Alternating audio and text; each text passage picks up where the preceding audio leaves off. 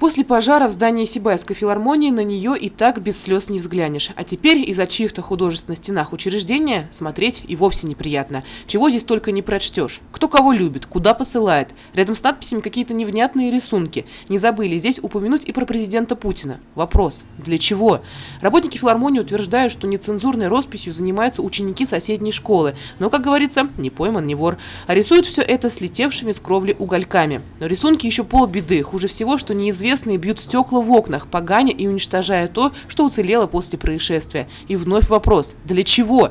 Чем руководствуются эти, с позволения сказать, люди? Еще один вопиющий случай вандализма произошел на днях по проспекту Горняков, 11. Полюбившийся сибайцам арт-объект «Лекарь у аптеки» стал жертвой вандалов.